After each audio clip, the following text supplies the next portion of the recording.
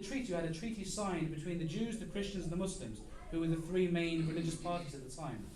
And they agreed upon the fact that they would mutually live together. Each would be ruled over by its own religious law, its own religious scripture. And each of the parties had a duty to protect the other. So there's no concept. I mean, we look in the day to day, and unfortunately there's people who claim to be Muslims who, if someone doesn't agree with their religious disposition or their religious leaning, cut their head off or kill their families or whatever else it is. And indeed our own Ahmadiyya Muslim community, we suffer that persecution worldwide as well. But the example of the Prophet is something completely different. Something which is so in line with our nowadays democracy, that respect the rights of others, respect yourself, and indeed respect the rights of others, which is very, very important. The founder of the Ahmadiyya Muslim community, Hazrat Mirza Ghulam Ahmad, who we've spoken about in the introduction to the session, said, I'm very parched, he didn't say that. He said, my desire, my wish, and my objective is the serving of humanity. It is my job, my faith, my inspiration, and my way. The Ahmadiyya Muslim community lives by a motto of love for all, hatred for none, which I'm sure, if you look around here long enough, you'll probably find it somewhere. If not, then I believe one of our dear friends has said it already. There you go. Okay, it'll come up anyway. Love for all, hatred for none. But this isn't just by our words. We want to live this in our actions as well. Be that in our work in flood and disaster relief. So we've had floods in the UK over the past few years. We've been out on the streets, in the water, wading to help people get out of their houses, putting sandbags down, working hand in hand with local councils and local resilience forums. We are part of many local resilience forums all around the UK, working hand in hand with them to try and get the work and the help needed to the people. Be that in blood drives, be that in, there's a massive list, I'll read a couple, nationwide street cleaning operations. So many of you have seen our guys out in our bibs on New Year's morning, for example. No one wants to be out on New Year's morning, but these guys are out there picking litter up and cleaning up. Through helping the needy and persecuted, through the law, to homeless feedings, there's loads. I'm not going to read them all. But the important thing is that we don't see this as a favour. No one should see doing good as a favour on anyone. We do this because we believe as Muslims it is our duty and our responsibility to do it. If anyone else does it or not, that's down to them. But it's our duty to help in any way that we can. And indeed the Ahmadiyya Muslim community will continue to do so.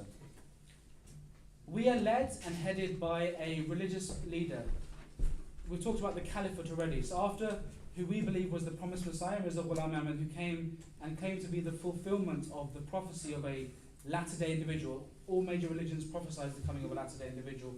We believe that person was that prophecy was fulfilled in the person of Hazrat Mirza Ghulam Ahmad. After he passed away, a series of caliphate came. And at present we are at the 5th caliph.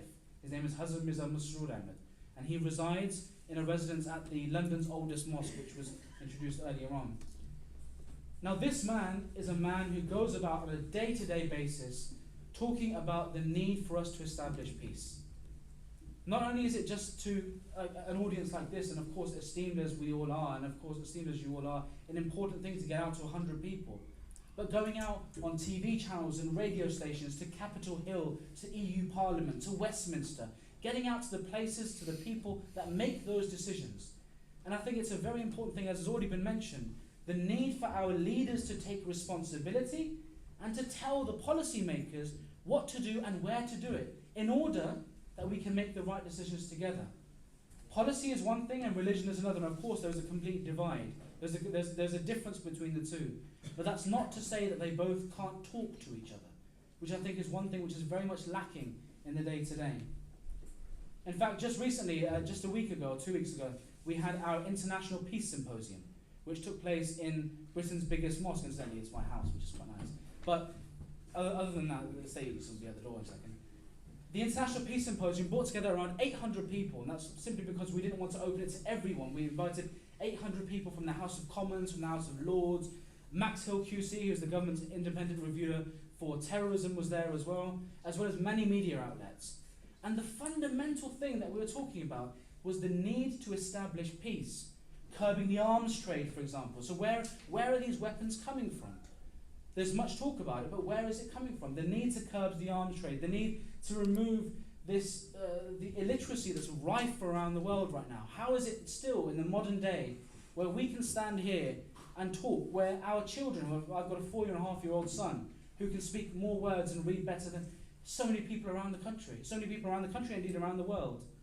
When people have to send their children for miles and miles and miles to get water, they are missing out on education, something core, something so needed and fundamental to creating a better generation and a better society for our future. In this kind of a situation, His Holiness said that we must not see matters such as global injustice and poverty as other people's problems. Rather, we should see and treat all people of the world as our own family members. We must live to be role models to the generations that we leave behind, and live lives that we can be proud of, both when we look at ourselves and, most importantly, when we face God. May God enable us to do so. They say charity begins at home. These are my words, not his, nevertheless. They say charity begins at home, and I personally believe that all good things do. So in the end, to quote Michael Jackson, no less, I'm starting with the man in the mirror. Thank you very much.